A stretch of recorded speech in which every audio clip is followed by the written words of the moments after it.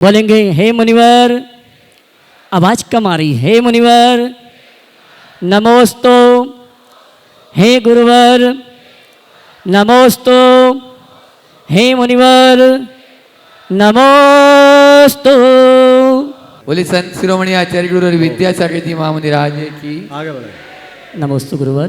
और आइए चलते हैं, मैं शंका समाधान का कार्यक्रम के लिए परम पूज्य मुनिवर अनुसंधान सागर जी महाराज से निवेदन करूं। उसके पूर्व हमारे बीच में हमारे गौरव इंदौर समाज के, इंदौर के गौरव वैद्य श्री दिनेश जी व्यास पूरे परिवार के साथ उपस्थित हैं। मैं सम्मान सहित आमंत्रित करूंगा। वे आए परम पूज्य मुनिवर के श्री चरण नमन करते हुए गुरु वंदना का सौभाग्य प्राप्त करेंगे, जो कि आयुर्वेद, नेचुरोपैथी और योग के विशिष्ट जानकार हैं, हमारे बीच उपस्थित हैं। जोरदार ताली बजाकर इनका सम्मान करें। हमारा इंदौर का ही ये व्यक्तित्व है। ऐसे वैद्य जी दिनेश जी व्यास का जोरदार ताली बजाकर सम्मान करेंगे। और इनके सम्मान के लिए मैं आमंत्रित करूंगा हमारे धर्म प्रभाव समिति के वरिष्ठ उपाध्यक्ष श्रीमान दिलीप जी गोदा और भाई सिंपल जी, अंकिता जी, ये आएंगे। हमारे सम्माननीय वैद्य श्री दिनेश जी व्यास सपरिवार उपस्थित हैं। आयुर्वेद, नेचुरोपैथी, योग के विशिष्ट जानकार, जो नाड़ी देखने के बाद बता देते हैं कि आपके अंदर क्या चल रहा है, क्या नहीं चल रहा है। ऐसे हमारे दिनेश जी व्यास का सम्मान करेंगे हमारे महोत्सव कमेटी की ओर से हमारे दिलीप जी गोदा। और आज के पुण्यार्जक हमारे सिंपल जी, अंकिता जी आए। और आगे पहुंच जाओ, और आगे पहुंच जाओ। तालियां तो आपकी बजना चाहिए।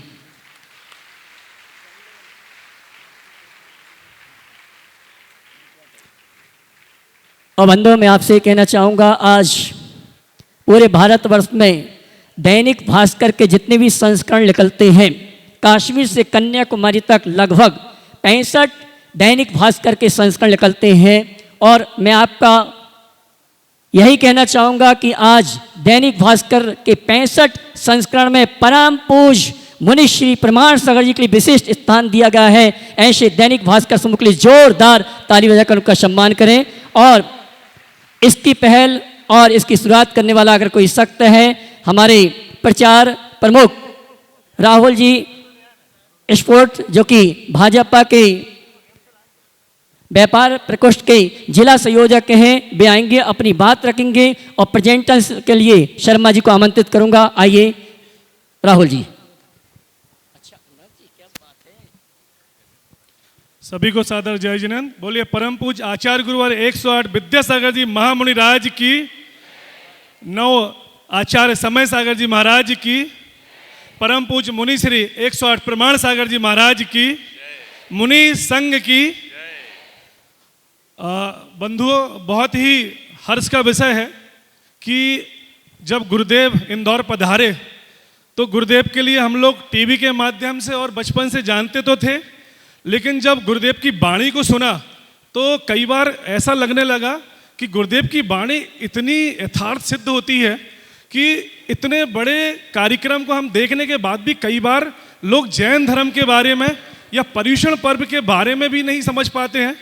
तो जब शुरू में गुरुदेव इंदौर पधारे, मुझे बड़ी थोड़ी सी चिंता हुई। कई बार भास्कर पेपर या बड़े पेपरों में जब अंक में नहीं आता था, तो मैं कोई प्रचार प्रमुख नहीं हूँ, बस एक गुरुदेव का छोटा सा एक कलेजे का हिस्सा हूँ कि मुझे हमेशा आशीर्वाद मिलता रहे और गुरुदेव के लिए हमेशा एक उत्कृष्ट कार्य करता रहूं। और इस समाज और धर्म के लिए सिर्फ एक छोटा सा प्रयास था, उस प्रयास में एक बहुत बड़ी चीज हुई है।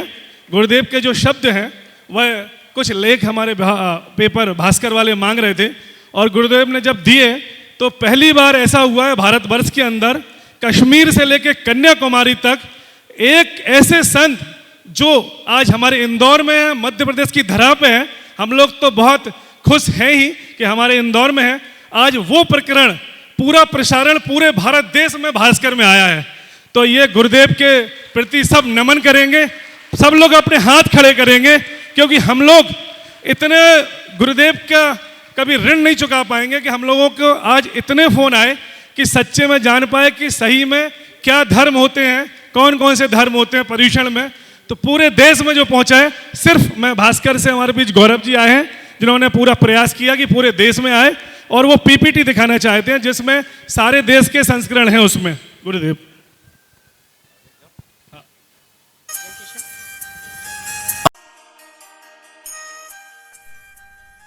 आचार्य विद्यासागर जी महाराज के अध्यात्म ब्रह्मांड के सूर्य मुनि श्री प्रमाण सागर जी महाराज व उनकी ही ज्ञान मंदाकिनी के दैदीप्यमान सितारे मुनि श्री निर्वेक सागर जी महाराज, मुनि श्री संधान सागर जी महाराज, जिनकी रक्ताव धर्म देशना रूपी किरणों से जैन ही नहीं जैनेतर भी लाभान्वित हो रहे हैं, जिनकी पीयूष धर्म वाणी रूपी शंका समाधान से लाखों लोग देश विदेशों में भी लाभ ले रहे हैं।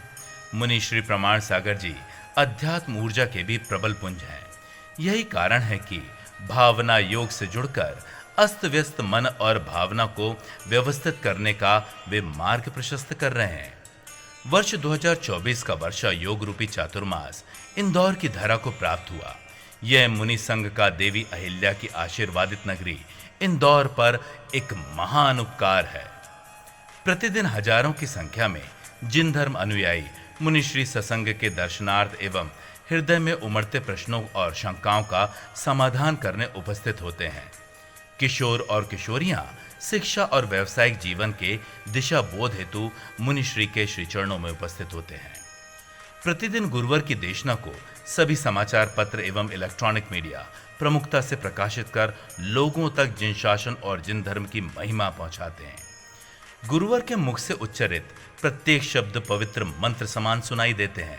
यही वजह है कि मुनि श्री प्रमाण सागर जी महाराज का पर्युषण पर्व पर एक लेख दैनिक भास्कर में प्रकाशित हुआ, जो हम सभी के लिए गौरव का विषय है कि पूरे देश में एक साथ यह दैनिक भास्कर में 64 संस्करणों में प्रकाशित किया गया। मुनिश्री की आध्यात्मिक तरंगे उनकी प्रामाणिक वाणी से भारत की अष्ट दिशाओं में अनुगुंजित हो रही हैं। पर्युषण पर्व के प्रथम दिवस पर प्रकाशित पूरे विश्व, जो कि पहले सिर्फ यही जानता था कि जैनों के 10 दिनों के त्योहारों को पर्युषण पर्व कहते हैं, किंतु गुरुवार के लेख के प्रकाशित होने से कश्मीर से कन्याकुमारी तक, कच्छ के रण से बंगाल की खाड़ी तक, आज करोड़ों जैनेतर तक जैन धर्म के मूल सिद्धांत पहुंच रहे हैं। गुरुवार ने बताया कि यह पर्व मानसिक प्रदूषण को दूर करने का पर्व है, बैर को दूर कर मैत्री बढ़ाने का पर्व है। गुरुवार के लेख ने पूरे विश्व को जैन जीवन शैली से परिचित कराया है।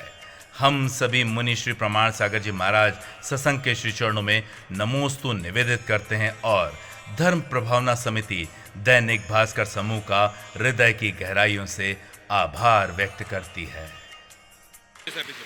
आपने जो अभी आवाज़ सुनी है हमारे जैन समाज की है, जो कि आकाशवाणी उद्घोषक है और डिस्कवरी चैनल में जो अपनी सेवाएं देते हैं अनुराग जी जैन उदयनगर, जोरदार तालियां देकर के सम्मान करें। इसी क्रम में गौरव शर्मा जी दैनिक भास्कर, आज उनकी बिटिया का जन्मदिन भी है, ये भी आशीर्वाद प्राप्त करें। और इस संयोजन में सबसे बड़ा जिनका हाथ था हमारे राहुल जी स्पोर्ट्स, और इनके सम्मान के लिए मैं आमंत्रित करूँगा महोत्सव कमेटी की पदाधिकारी अजामे और हमारी सम्माननीय गौरव जी, अनुराग जी और राहुल जी स्पोर्ट, इनका सम्मान का कार्यक्रम शीघ्र गति से संपन्न करें। महोत्सव कमेटी के पदाधिकारी आ जावे, जल्दी आ जावे, आइए।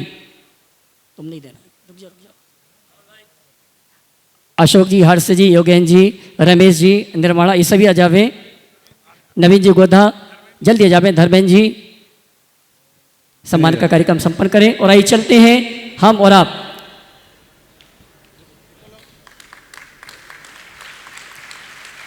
चलते हैं परम पूज्य मुनिवर श्री संधान सागर जी से निवेदन करेंगे शंका समाधान के कार्यक्रम के संचालन के लिए। दोनों हाथ उठा के जयकारा लगाएंगे, बोले परम पूज्य मुनि श्री प्रमाण सागर जी महाराज की।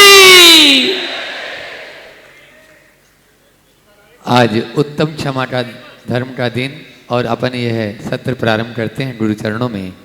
आज प्रथम प्रश्न के लिए मैं आमंत्रित कर रहा हूँ नीरज कुमार जी जैन, SGSITS इंदौर, वे अपना प्रश्न रखें और उसके बाद में तैयार रहेंगे अलका प्रदीप जी जैन मुंबई, जो गुणायतन के ट्रस्टी भी हैं। महाराज श्री पर्युषण पर्व चल रहे हैं और इस दौरान जैसा कि अभी निर्वेक सागर जी महाराज के सानिध्य में जानकारी प्राप्त हुई कि शिक्षा व्रतों की प्रधानता इस पर्युषण पर्व में रहती है। प्रोषधोपवास, भोगोपभोग परिमाण। महाराज श्री मेरा जो शंका है वो ये कि मैं एकासन तो कर लेता हूँ, उपवास करने में थोड़ी क्षमता कम पाता हूँ, लेकिन जब मैं उपवास के बारे में सुनता हूँ, उपवास तरह तरह से किए जाते हैं। निर्जल भी होता है, जल के साथ भी होता है, दूध उकाले के साथ।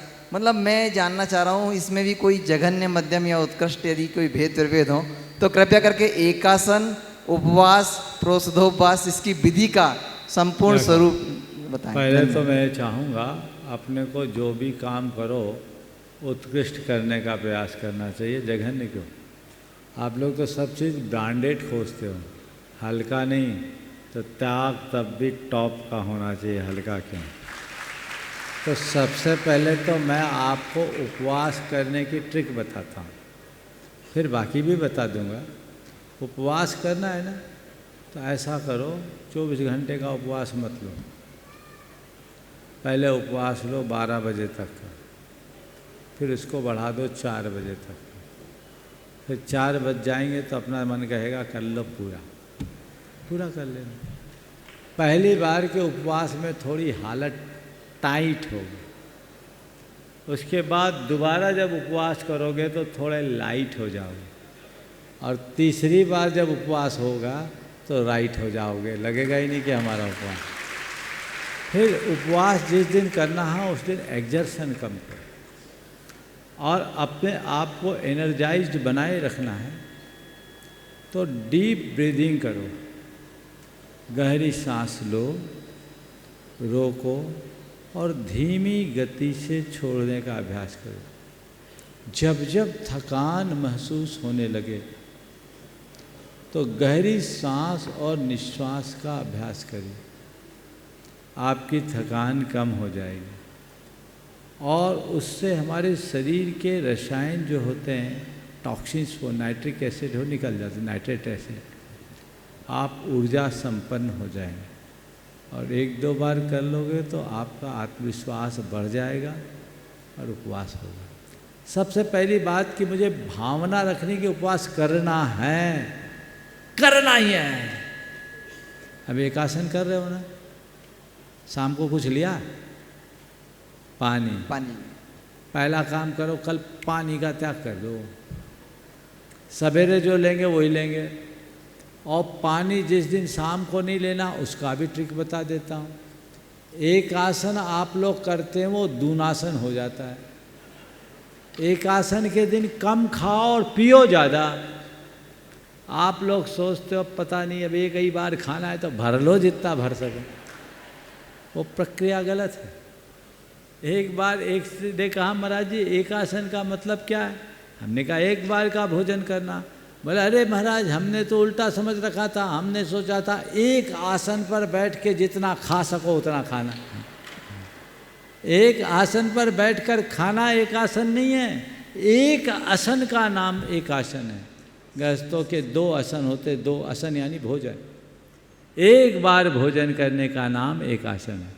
तो आप उस तरीके से एक आसन कीजिए, कम खाओ, लाइट रहो, पानी ज़्यादा पीजिए, समझ गए? और ऐसी डाइट लीजिए जिससे आपको एनर्जी मिले। गरिष्ठ पदार्थों का सेवन कम से कम कीजिए। लोग रबड़ी खाते हैं, मावा खाते हैं, मेवा खाते हैं, ये आपकी ताकत को कम करते हैं। आप उसकी जगह सब्जियां खाइए, सब्जियों का सूप पीजिए, आपको ज़्यादा एनर्जी मिलेगी और आप ज़्यादा तरोताज रहेंगे। तो जितने लोग एक आसन कर रहे हैं ना, मैं सबसे कहता हूँ तुम लोगों का घटिया एक आसन है, क्योंकि सुबह तो भोजन कर लिया और शाम को पानी, और पानी आहार के साथ फलाहार के नाम पर क्या क्या सूट क्या है तुम्हें लोगों को पता है। एक ने बोला महाराज फलाहार ज़्यादा भारी पड़ता है, रोटी खिला लेना सस्ता पड़ता है। नहीं, अभ्यास करो, शरीर को जरूरत नहीं है उसकी, केवल आप अपनी मानसिकता के कारण खाते हैं। कम खाएं, पिए ज़्यादा। एक दिन आपको थोड़ी सी सुस्ती लगेगी, दूसरे दिन आप ज़्यादा स्फूर्ति का अनुभव करें। समझ गए? पर ऐसा नहीं कि एक ही रोटी खा के आ जाए, थोड़ी गुंजाइश रहना। आधा भोजन पीजिए कीजिए, दूना पानी पीव, तिगुना श्रम, चौगुनी हंसी, वर्ष 125 जी। ये गुरुदेव सुनाते थे। पेट जितना उसका आधा भोजन करो, दुगना पानी पियो और तिगुना श्रम करो और 4 गुना हंसो। हंस दो एक बार जोर से।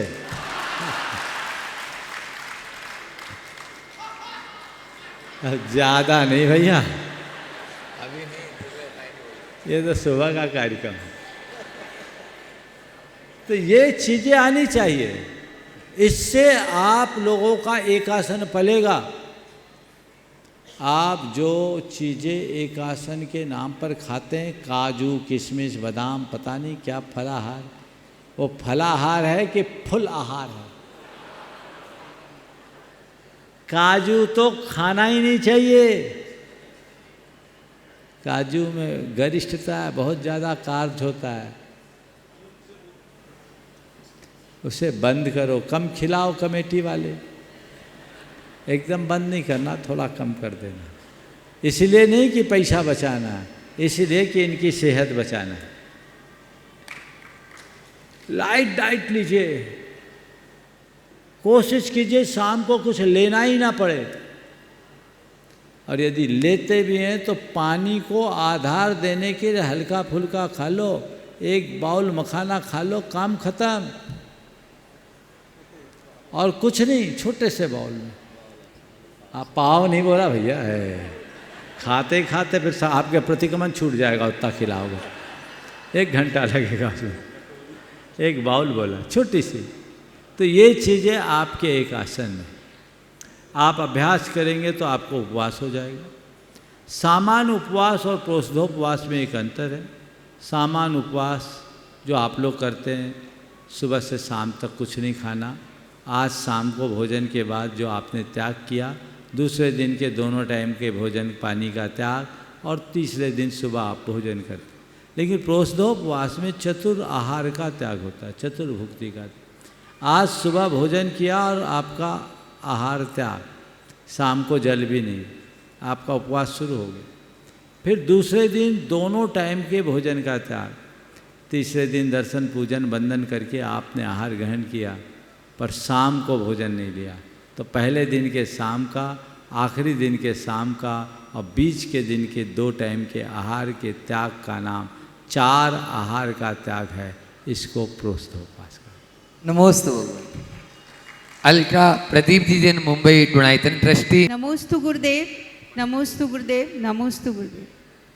गुरुदेव, मेरा प्रश्न है कि हमारे जीवन में सुख और दुख, 2 चीज़ों से हम अपने जीवन को नापते हैं कि सुख है तो हम सुखी हो जाते हैं, दुख है तो हम दुखी हो जाते हैं। इसी से हमारा जीवन नापा जाता है। लेकिन इसके अलावा हम अपने जीवन को कैसे जानें और क्या करें? और दूसरी चीज़ गुरुदेव, मैं एक ये बात कहना चाहती हूँ, अक्सर ये प्रश्न आता है कि बच्चों को बाहर भेजने में दिक्कत होती है या वो वहाँ पे बिगड़ जाते हैं। तो मैं ये बताना चाहूँगी कि मेरे दोनों बच्चे बाहर पढ़े और आपके आशीर्वाद से आपने उनको नियम दिलाए हैं। अभी मेरा बेटा आया, मैं शिलोंग में है, वो पूछ रहा था मम्मी क्या करूँ 10 दिन, तो आपने उसको 10th में था तभी नियम दिलाए थे कि कुछ भी ऐसा गलत नहीं करना है। वो चना और एप्पल खा के अपने 10 दिन निकालेगा, क्योंकि मैस का नहीं खाएगा। तो मैं ये कहना चाहती हूँ कि बच्चों को बाहर भेजने में कोई दिक्कत नहीं है। बेटी बाहर एब्रॉड पढ़ी है, आपके आशीर्वाद से पूरी तरह से संस्कारित है। तो अगर गुरुओं का आशीर्वाद हो तो हम बच्चों को आसानी से बाहर भी भेज सकते हैं और उनको संस्कारित भी कर सकते हैं। नमस्ते गुरु। देखिए, सुख और दुख का जो हम लोग आकलन करते हैं वो बड़ा स्थूल करते हैं। अगर मैं आपसे कहूँ कि ये आदमी बड़ा सुखी है, तो आपके आँखों के सामने कैसे व्यक्ति की छवि उभरेगी? यही ना? हर तरह से सुखी हो, संपन्न हो, स्वस्थ हो। जो खूब धन संपन्न हो, जिसके बड़े ठाट बाट हों, जिसकी बड़ी प्रतिष्ठा हो, जिसकी अच्छी पहचान हो, उसे आप एक सुखी व्यक्ति के रूप में गिनेंगे।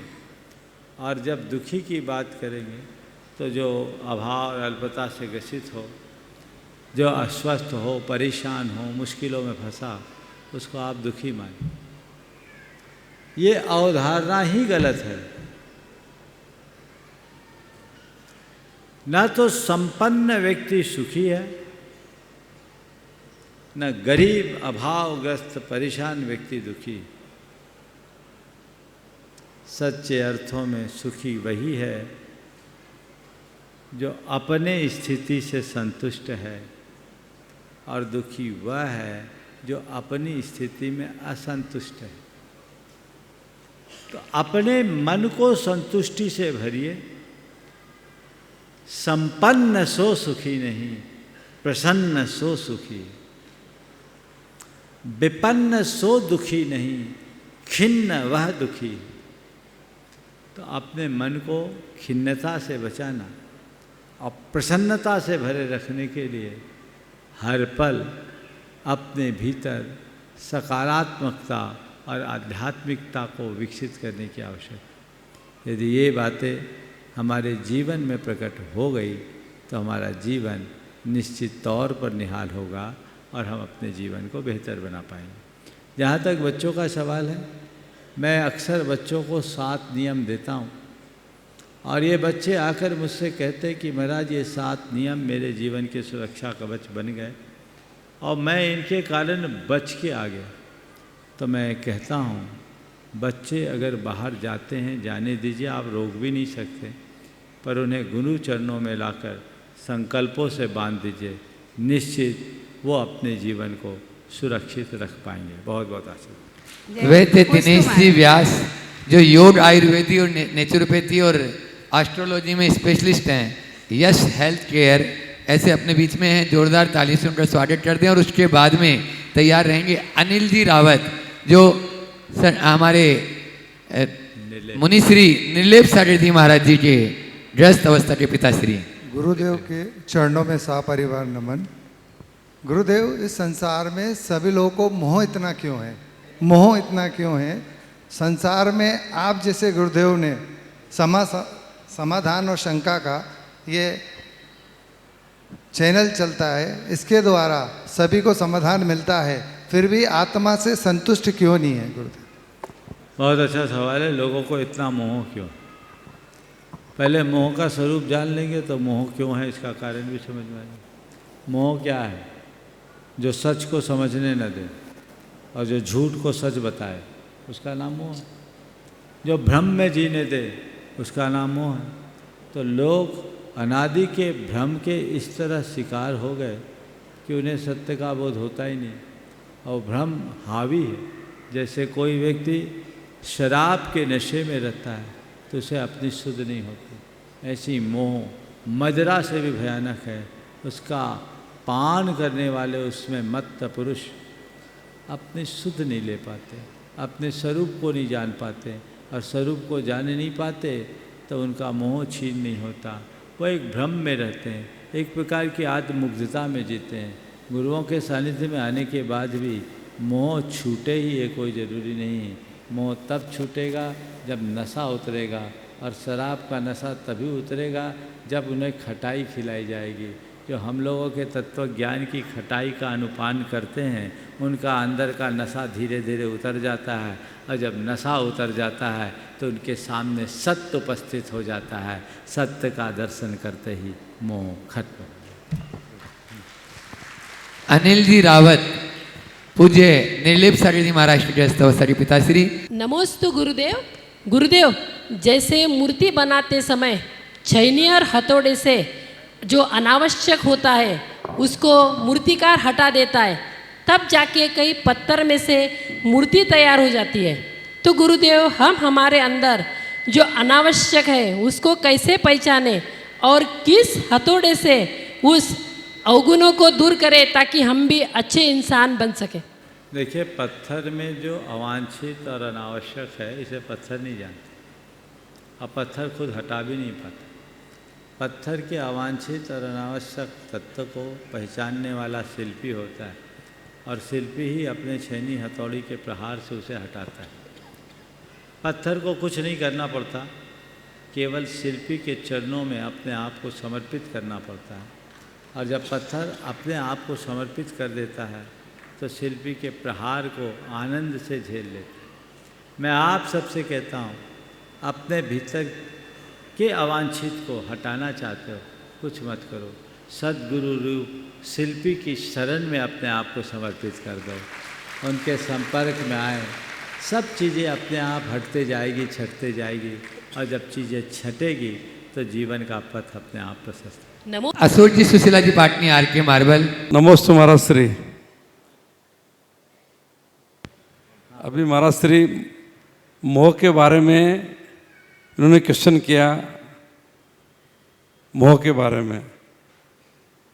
तो पूर्णमती माता जी की नवदेवताओं की पूजन आती है, उस पूजन में जब जल के उसमें अर्घ में 2 लाइन है, जिनको अपना माना उनसे ही दुख पाया, फिर भी क्यों राग किया समझ नहीं आया। तो महाराज जी आप समझाइएगा राग क्यों किया? फिर भी क्यों राग किया ये समझ नहीं पाया। केवल इसलिए नहीं समझ पाया क्योंकि अभी हम पर मोह का प्रभाव, अभी नशा है। जब तक नशा है तब तक अपने का एहसास नहीं हो सकता। नशा मिटेगा तभी अपने का या असलियत का एहसास होगा। तो धीरे धीरे धीरे धीरे मोह का नशा छूटता है। मोह का नशा छूटने के बाद भी कभी कभी ऐसा होता है, समझ में तो आ गया, होश भी आ गया, लेकिन अभी जिनके बीच हूँ उनको कैसे छोड़ूं, इनने मुझे बहुत साथ दिया है। ये जो राग है वो रोकता है। ये राग तभी छूटेगा जब अंदर का वज्र संकल्प जागेगा। दृढ़ वैराग बहुत कठिन है, पर मैं आपसे कह रहा हूँ मोह और राग दोनों को अलग अलग करके देखिए। मोह तो सबसे जघन्य रूप है जो हमें जीवन के यथार्थ को समझने ही नहीं देता। मोह भटकाता है, राग अटकाता है। राग भटकाता नहीं है, राग अटकाता है। जान तो रहा हूँ कि मेरा कोई नहीं है, फिर भी ये मेरी पत्नी है, ये मेरा बेटा है, ये मेरा परिवार है, ये मेरा व्यापार है, ये मेरा कारोबार है। ये राग है। भेद विज्ञान के बाद भी राग की परिणति बची रहती। भूमिका के अनुसार बता रहा हूँ। मोह और राग तो एक की नहीं नहीं नहीं नहीं, मोह बाप है, राग बेटा है। बड़ा अंतर है। मोह वह है जो स्वरूप को पहचानने न दे, और राग है जो पर को छोड़ने न दे। पर को अपना मानना, पर में आत्म बुद्धि रखना और पर में ममत्व बुद्धि रखना, दोनों में बड़ा अंतर है।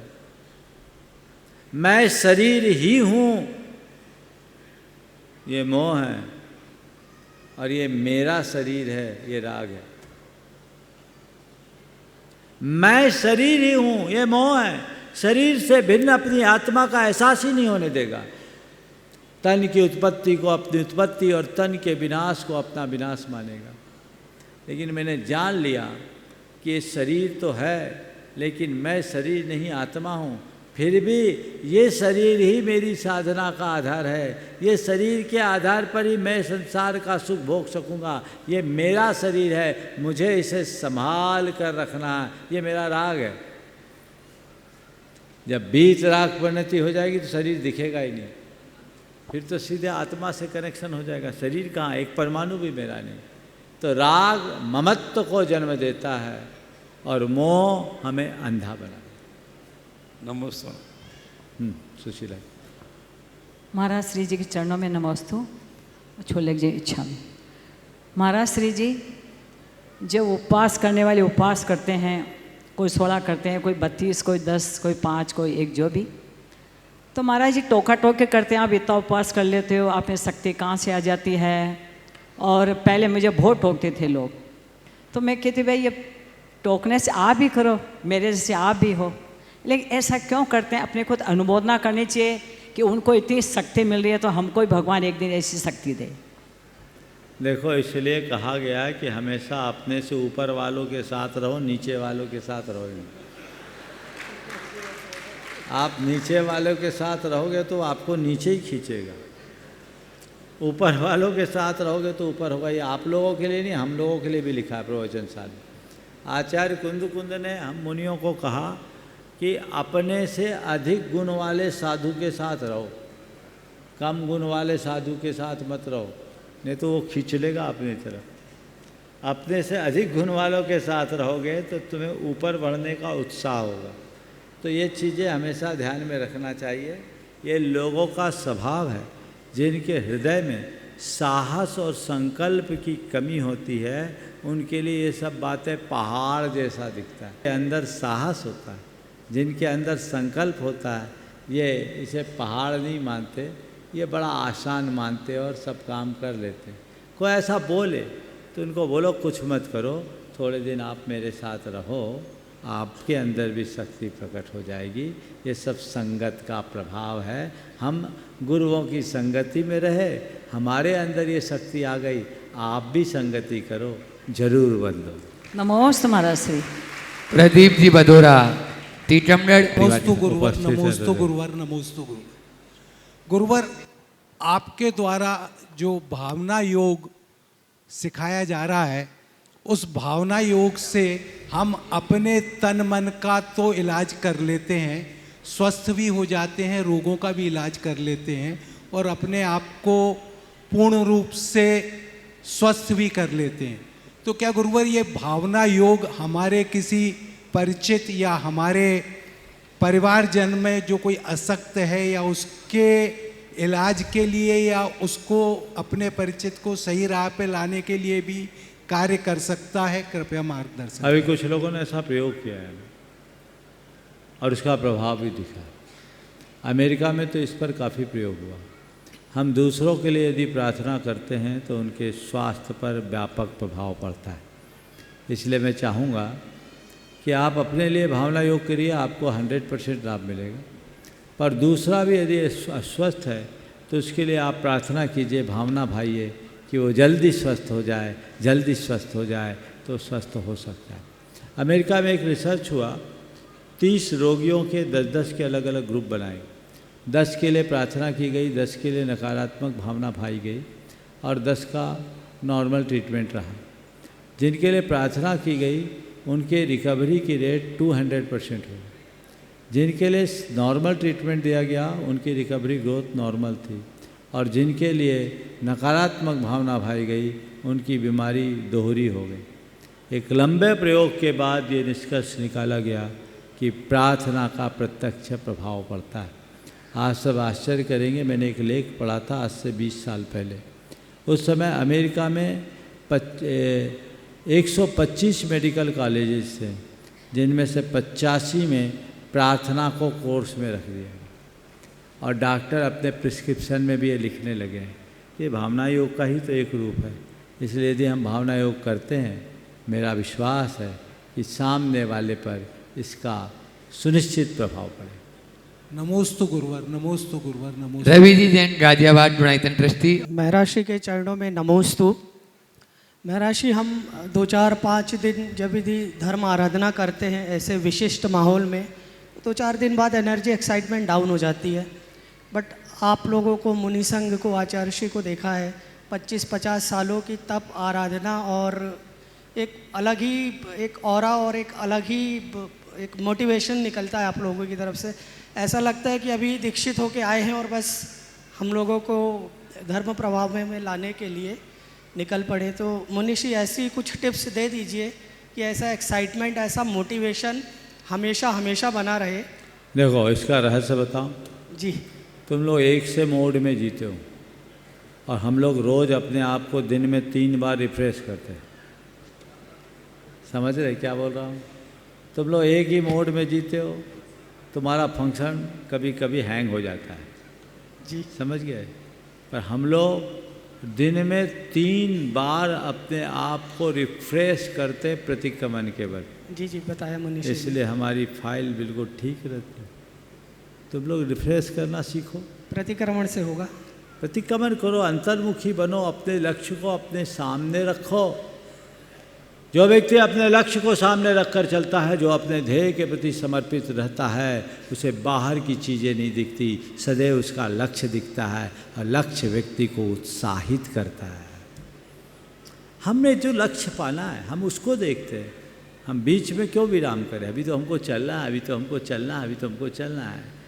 पूर्ण मंजिल तक पहुंच करके ही हमें विश्राम करना है। ये लक्ष्य रखो, ध्येय को सामने रखो और उसके लिए रिफ्रेश करते रहो अपने आप को, तरोताज करते रहो अपने आप को। बार बार जब चित्त इधर उधर डगमगाए, अरे जाना कहाँ है ये तो देखो, तेरा मकसद क्या है ये तो देखो, ध्येय क्या है ये तो पहचानो, तुम्हें आगे बढ़ने का उत्साह जगेगा। ऐसे व्यक्ति न तो रास्ते की रुकावटों से परेशान होते हैं और न ही रास्ते में होने वाले स्वागत सत्कार से प्रसन्न होते हैं। वे मंजिल तक पहुंचकर ही विराम लेते हैं। समझ गए? मुझे जी ये पंक्तियां जो आचार्य महाराज के मुख से सुनता था याद आ रही। The woods are lovely dark and deep but I have promised to keep. The woods are lovely dark and deep but I have promised to keep. I have miles to go. I have miles to go before I sleep. Before I sleep. Bachchan ji ने इसका बड़ा लालित्यपूर्ण अनुवाद किया।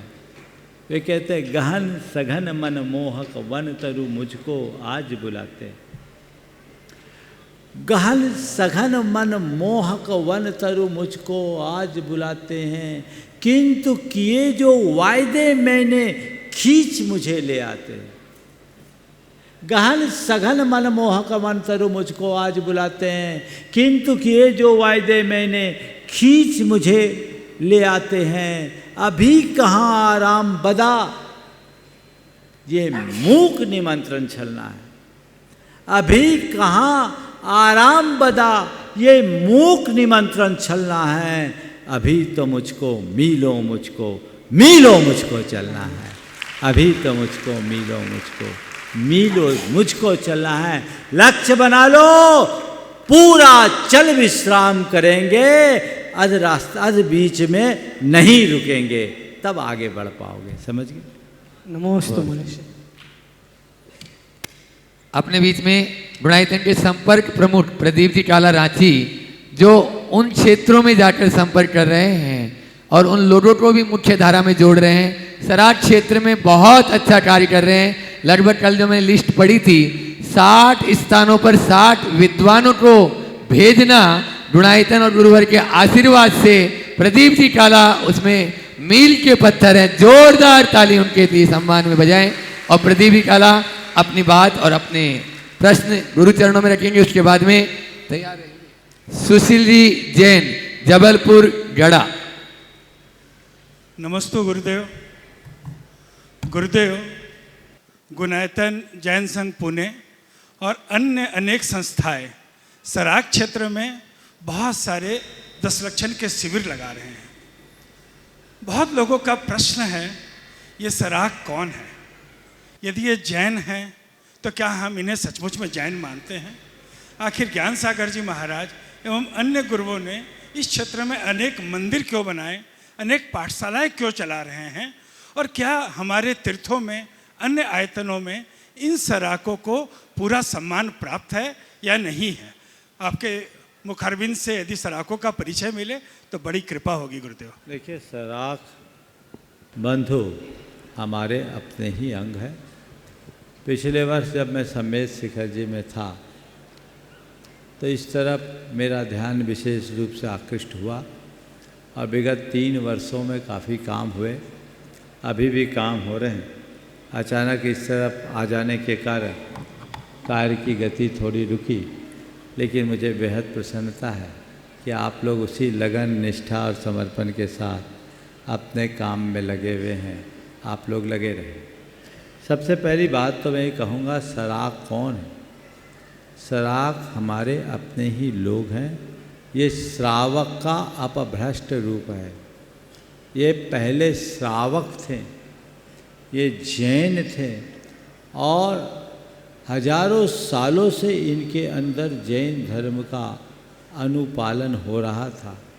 आज भी सराक क्षेत्र में हजार हजार वर्ष से अधिक पुराने जिन मंदिर हैं और वे लोग विशुद्ध शाकाहारी हैं। कई लोग में जैन धर्म का पूर्णतः अनुपालन भी हो रहा है। वो पूरी तरह जैन धर्म का न केवल अनुपालन करते हैं अपितु जैन भी मानते हैं। तो मैं सभी से ये कहूँगा कि सराग बंधुओं को आप अपने ही बीच का अंग मानिए, अपने ही परिवार का सदस्य मानिए और उन्हें जैन मानकर उनको अपने साथ जोड़कर आगे बढ़ने और बढ़ाने का प्रयत्न कीजिए ताकि उनको मुख्य धारा में लाकर कुछ अच्छा उपक्रम किया जा सके। अभी उनके बीच बहुत सारे कार्य करने की आवश्यकता है। मैंने बहुत बड़ी कार्य योजना उसके लिए बना रखी है और समय समय पर चीज़ें क्रियान्वित होगी। आप लोगों को जो लक्ष्य दिया गया है उसे करते रहिए और एक ही लक्ष्य रखिए, अपने ध्येय की पूर्ति। आशीर्वाद, सभी को आशीर्वाद। मैं देख रहा हूँ अपने बीच में कैबिनेट मंत्री भारत सरकार चैतन्य राज्य सरकार है चैतन्य काश्यप जी यहाँ पर पहुँच चुके हैं। एक बार जोरदार तालियों से उनका स्वागत अभिनंदन कर दें। आगे की कार्यवाही अभय भैया संभाले।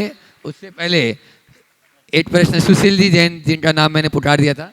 आज हमारे बीच में सायंकालीन संघ का शुभारंभ में विशिष्ट अतिथि के रूप में श्रीमान चैतन्य जी कश्यप कैबिनेट मंत्री सूक्ष्म लघु एवं मध्यम उद्योग विभाग हमारी जो उपस्थित हैं, मैं सम्मान सहित आमंत्रित करूंगा। वे आए परम पूज्य मुनिवर के श्री चरण नमन करते हुए गुरु वंदना का सौभाग्य प्राप्त करेंगे। आइए साहब, श्रीमान चैतन्य जी कश्यप, आप मध्य प्रदेश भारतीय जनता पार्टी के कोषाध्यक्ष, मध्य प्रदेश योजना आयोग के उपाध्यक्ष भी रह चुके हैं। आप राष्ट्रीय स्वयंसेवक की शाखा क्रीड़ा भारती के राष्ट्रीय कार्याध्यक्ष हैं। गरीबी से मुक्ति और विकास के लिए एक प्रयोग के रूप में आपने 100 गरीब परिवारों को निःशुल्क आवास व्यवस्था देकर अहिंसा ग्राम की स्थापना की है। और साथ में इन सब कार्यों के अतिरिक्त आपकी एक विशेष उपलब्धि है कि विधायक के रूप में मिलने वाले वेतन भत्ते एवं पेंशन का आपने त्याग कर वह राशि जनहित में गरीबों एवं आदिवासियों के उत्थान के लिए शासन को समर्पित की है। और एक विशेषता और है, आचार्य श्री विद्यासागर जी महाराज के देवलोक गमन के हो जाने के बाद अंतिम संस्कार में भाग लेने के लिए मध्य प्रदेश शासन के प्रतिनिधि के रूप में आप उपस्थित हुए एवं रतलाम से प्रस्थान करने से अंतिम संस्कार संपन्न हो जाने तक आपने अन्न जल का त्याग किया था। ऐसे व्यक्तित्व चेतन जी कश्यप हमारे बीच उपस्थित हैं। इनके लिए जोरदार ताली बजाकर सम्मान करें।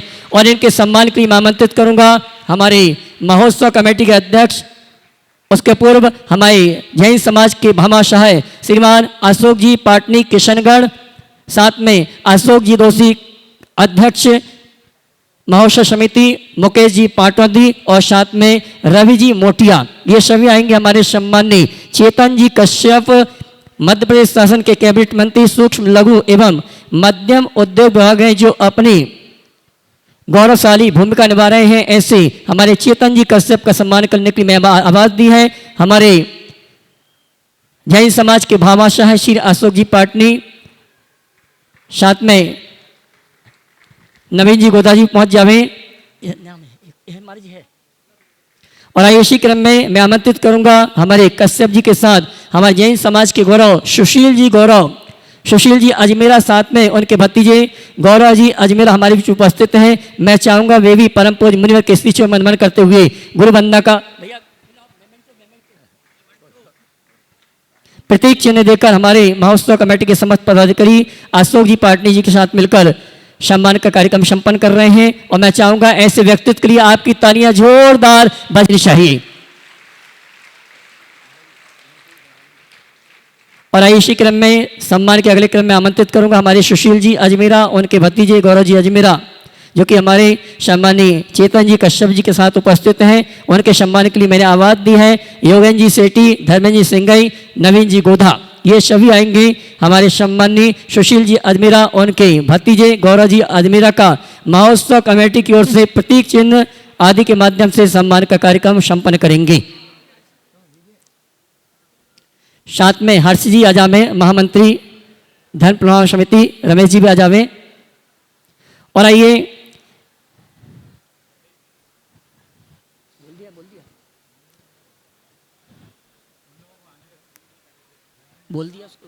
और आइए मैं उस व्यक्तित्व को आमंत्रित करूंगा। पूरे विश्व में कुछ ही कलाकार हैं जो इस कला में पारंगत हैं और उनमें भारतवर्ष में कुछ ही एक दो कलाकार हैं जो अमूर्त चित्र मूर्त रूप में देखते हैं। Abstract into reality stick Prashant ji साहब मुंबई हमारे बीच उपस्थित हैं और उनके सम्मान के लिए मैं सम्मान से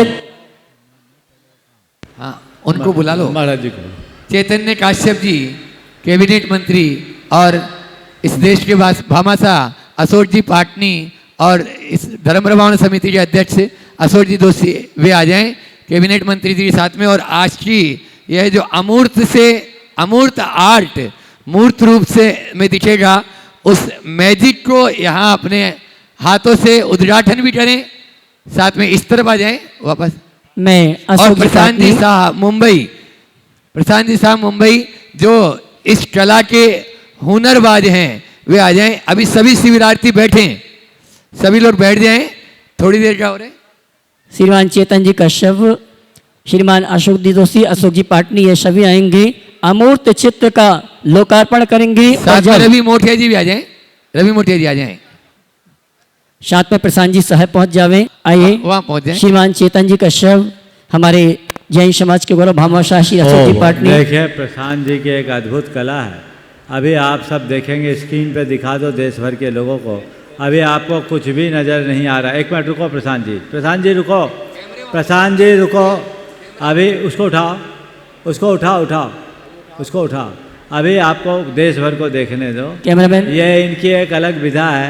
दिखाइए कैमरामैन, उसको दिखाइए, चित्र दिखाइए। स्क्रीन पे लाओ, स्क्रीन पे चित्र दिखाइए। ये देखिए यहाँ अभी आपको कुछ नहीं दिख रहा है।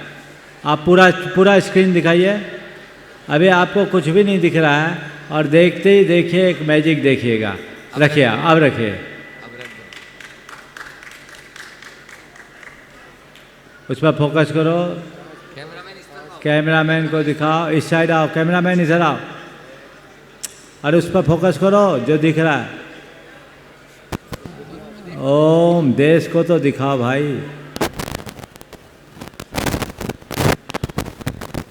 नीचे से एंगल मिला के दिखाओ। हाँ ये देखिए,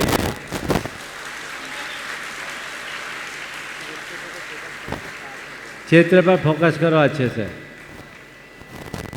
थोड़ा सा एंगल मिला के।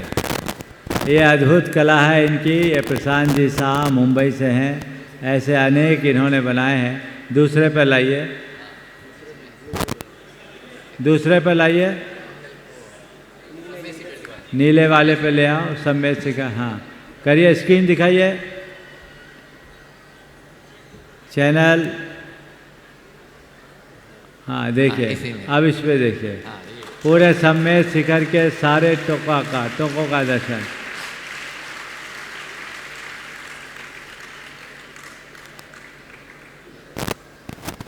चलिए, बहुत सुंदर।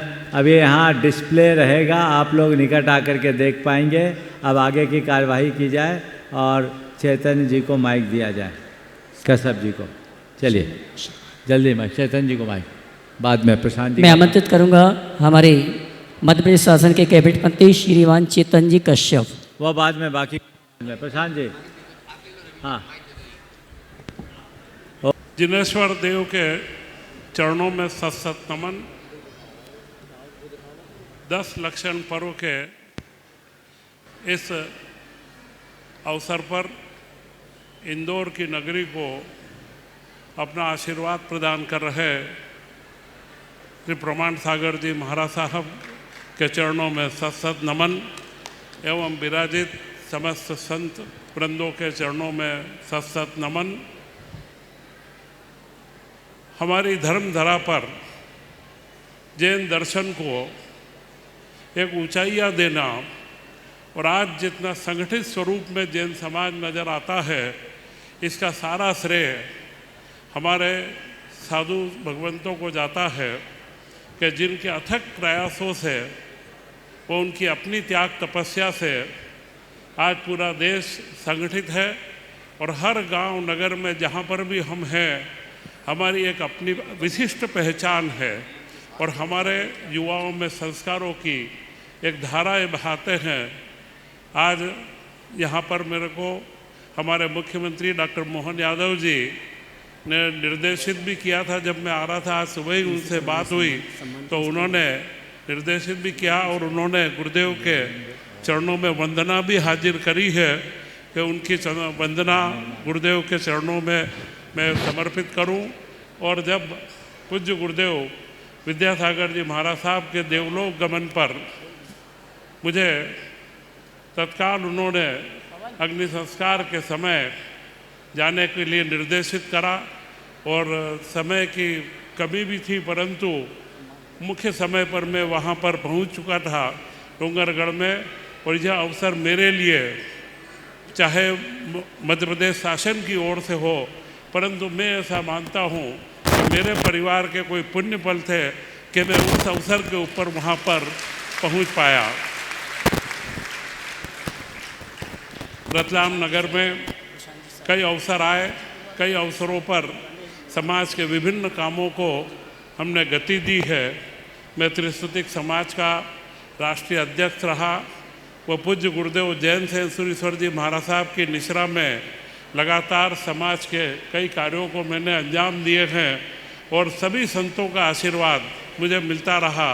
चाहे आचार्य महाप्रज्ञ जी हो, हमारे विद्यासागर जी महाराज साहब के पटवा जी के साथ में मैंने 30 साल पहले दर्शन करे थे छिंदवाड़ा के पास में, और उसके बाद भी इस तरीके के सामाजिक कामों में। और आज मैं वर्ल्ड जैन कॉन्फेडरेशन का चेयरमैन हूँ। वर्ल्ड जैन कॉन्फेडरेशन एक संस्था है जो पूरे दुनिया के अंदर भारत का प्रतिनिधित्व करती है, जैन समाज का प्रतिनिधित्व करती है। और बार्सिलोना स्पेन के अंदर जब विश्व धर्म संसद में पूरे जैन डेलीगेशन को मुझे नेतृत्व करने का अवसर मिला और वहाँ पर एक महत्वपूर्ण बात निकल कर के आई कि पूरी दुनिया में अगर कोई संत है तो जो कहते हैं वो करते हैं, तो वह सिर्फ जैन समाज के संत हैं जो वो कहते हैं वह उसका अक्षरशः पालन करने का प्रयास करते हैं। और यही हमारी विशिष्टता है, हमारे श्रावकों की भी यही विशिष्टता है। परंतु आज के इस समय में हमारे युवाओं में जो भटकाव है, उस भटकाव के लिए पूज्य संतों का और आशीर्वाद चाहिए। और जो समाज की सेवा में हम लोग लगे हैं, हमारी पूरी आपका आशीर्वाद बना रहे। मध्य प्रदेश के अंदर शासन के माध्यम से चाहे गोवंश की रक्षा हो, अहिंसा के कार्य हो, जहाँ पर भी हो, आपका आदेश हमारे लिए सर्वोपरि है। और हम शासन की दिशा ऐसी रखना चाहते हैं जो अहिंसामय हो, वो अपरिग्रहमय हो, जिसके माध्यम से हम समाज का उत्थान कर सके। मैं इस अवसर पर पुनः गुरुदेव के चरणों में अपना चरण शीश नमाता हूँ, वह उनसे आशीर्वाद चाहता हूँ कि हमारे जीवन में हम ऐसे श्रेष्ठ कार्यों को अंजाम देते रहें और आप लोगों का आशीर्वाद राजनेताओं पर व समाज के वरिष्ठों पर इसी तरीके से बना रहे। जय हिंद, जय जिनेन्द्र। और आइए मैं आमंत्रित करूंगा हमारे प्रशांत जी से हैं मुंबई, जो अमूर्त चित्तों को मूर्त रूप प्रदान कराते हैं। उनके सम्मान के लिए मैं आमंत्रित करूंगा योगेंद्र जी सेठी स्वागत अध्यक्ष और रमेश जी निर्वाणा मुख्य संयोजक धर्म प्रधान समिति आएंगे। हमारे सम्मानी प्रशांत जी साहब मुंबई, उनका सम्मान का कार्यक्रम संपन्न करेंगे और आप जोरदार ताली बजाकर उनका सम्मान करें। प्रशांत जी आ जावे। इस बीच अभी आप सब लोगों ने चैतन्य जी को कश्यप को सुना। ये हमारे अपने हैं, हमारे बीच के हैं, और भले ये सरकार का प्रतिनिधित्व कर रहे हैं, लेकिन सरकार के प्रतिनिधि बाद में हैं, जैन समाज के प्रतिनिधि पहले हैं, ऐसा सबको समझना चाहिए। रतलाम चातुर्मास में भी अनेक बार मेरे पास आए और आज एक नए रूप में आए हैं। और ये संयोग है कि इस बार की कैबिनेट में इकलौते जैन हैं।